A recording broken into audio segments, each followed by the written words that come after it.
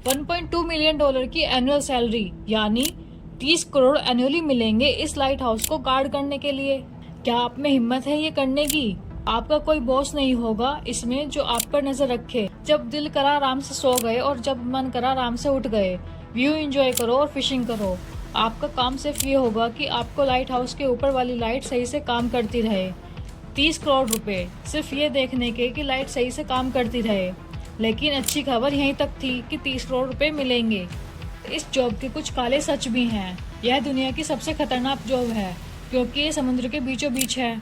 इससे पहले आप अपने जॉब के लिए अपने सीवी भेजने शुरू करो, मैं आपको बता दूं कि यहाँ पर आपसे बात करने वाला कोई नहीं होगा और इस एरिया में भयानक तूफान आते हैं जो 10 मीटर तक होते हैं। इस जॉब में जान जाने का भी खतरा हो सकता है। ये पिक्चर ली गई है रेस्क्यू ऑपरेशन करते हुए। यहाँ आप देख सकते हो लाइट हाउस के कीपर को कैसे तूफान से घिरा हुआ है।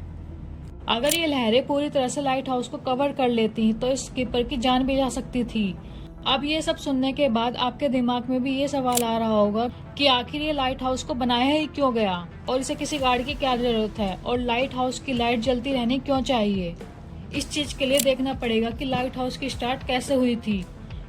यह बात है कि एंशिएंट जमाने में जब सफर करने के लिए ना ही रोड हुआ करती थी ना ही गाड़ी चलती थी तो लंबे सफर पानी से तय किए जाते थे। एक बंदा था जिसका नाम था कैप्टन मोर्सिस। यह बड़ा जबरदस्त सेलर था।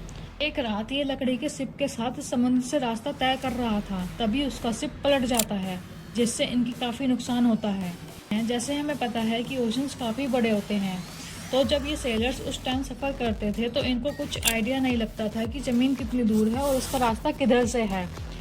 तो इन सेलर्स को सूरज और तारों के साथ से रिले करना पड़ता था। ऐसे ही अलग अलग हादसे हर बार होते रहते थे, कई लोग की जान भी चली जाती थी। अब दुनिया की सबसे पहले लाइट हाउस की शुरुआत होने वाली थी।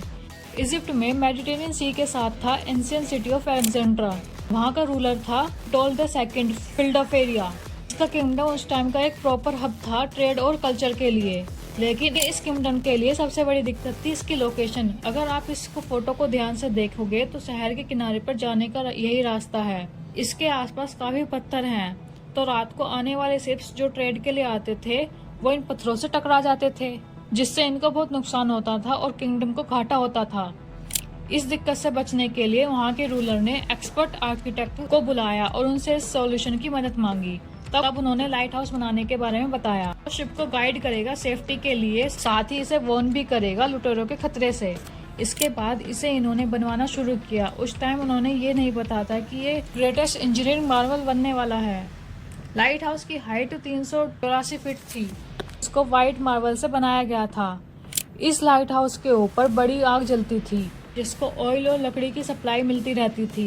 लाइट हाउस को दुनिया के 7 एंशिएंट अजूबों में से एक माना जाता है, लेकिन यह आग जलाने का इसका स्पेशलिटी नहीं थी, बल्कि इस लाइट इंटेंसिटी इंक्रीज वाला डिजाइन भी था, जिसके लिए मिरर और लेंस का यूज किया गया, जिससे इसकी लाइट मीलों तक पहुंचती थी। और यहाँ से फिर लाइट हाउस का कॉन्सेप्ट पूरी दुनिया में फैल गया। पहले ये लाइट हाउस किनारे पर बनाए जाते थे, लेकिन फिर टाइम के साथ साथ ये समुद्र के बीच में भी बनाई जाने लगी। शुरू में लाइट हाउस आग जलाई जाती थी, लेकिन ये एक आइडियल सॉल्यूशन नहीं था। रोज लकड़ियाँ और ऑयल का यूज किया जाना, और इससे लाइट इंटेंसिटी भी ज्यादा नहीं होती थी। फिर बल्ब के इन्वेंशन के बाद यह लाइट हाउस भी इलेक्ट्रिक बल्ब पर शिफ्ट होने लगे। तो जैसे मैंने वीडियो के शुरू में बताया कि इस लाइट हाउस को गाइड करने के लिए 30 करोड़ रुपए मिलेंगे, तो क्या आप इस जॉब को करने में इंटरेस्टेड हो? कमेंट बॉक्स में जरूर बताना।